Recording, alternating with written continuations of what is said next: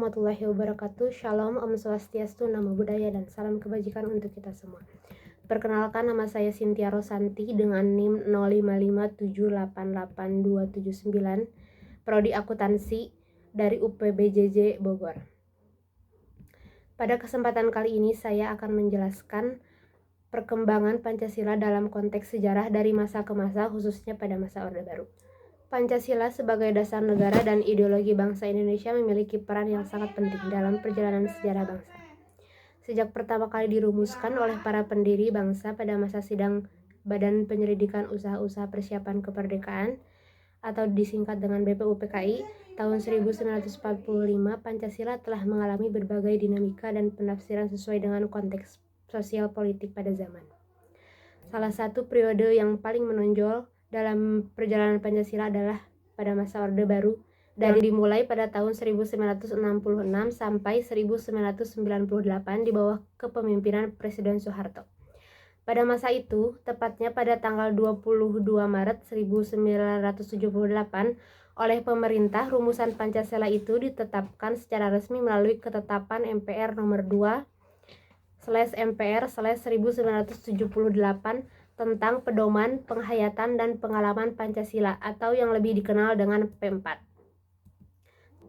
Tak hanya menetapkan, TAP MPR ini juga menjabarkan kelima asas dalam Pancasila menjadi 36 butir pedoman praktis pelaksanaan Pancasila dalam kehidupan sehari-hari. Pada masa Orde Baru, aktivitas penataan P4 diwajibkan bagi semua warga negara Indonesia, terutama mulai dari jenjang pendidikan sekolah menengah hingga perguruan tinggi yang merupakan syarat wajib untuk mendapatkan pekerjaan di lingkungan pemerintah. P4 bertujuan membentuk masyarakat yang berkepribadian Pancasila melalui pendidikan moral dan ideologi nasional, memperkuat persatuan bangsa, menolak paham yang bertentangan dengan Pancasila. Akan tetapi, setelah masa reformasi, ketetapan MPR tentang P4 ini telah dicabut. Menurut Hardy Susilo, ada dua hal mengapa P4 harus dicabut. Pertama, P4 dianggap sebagai indoktrinisasi yang dinilai melanggar.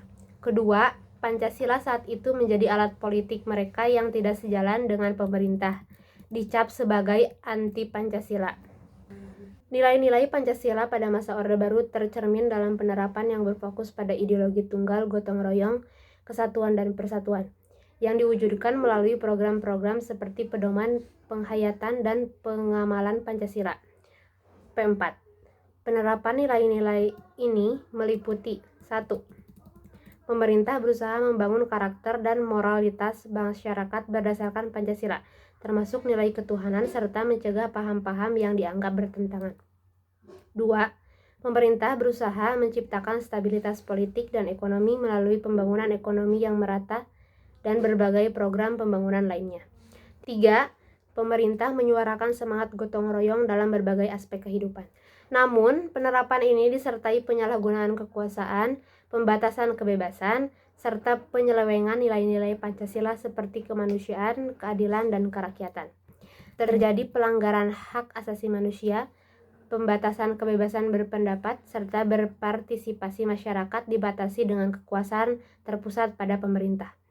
Korupsi, kolusi, dan nepotisme juga sering terjadi yang menggerogoti nilai keadilan dan kesejahteraan rakyat. Dari peristiwa P4 ini, pelajaran yang dapat kita ambil adalah menanamkan nilai-nilai Pancasila kepada masyarakat untuk membangun karakter bangsa demi kesatuan dan persatuan Indonesia. Bagi generasi muda saat ini, nilai-nilai Pancasila tetap relevan sebagai pedoman dalam menghadapi tantangan modern seperti intoleransi, polarisasi politik, dan disrupsi digital. Sekian penjelasan yang bisa saya sampaikan. Mohon maaf bila ada salah penyebutan nama dan istilah dalam sejarah.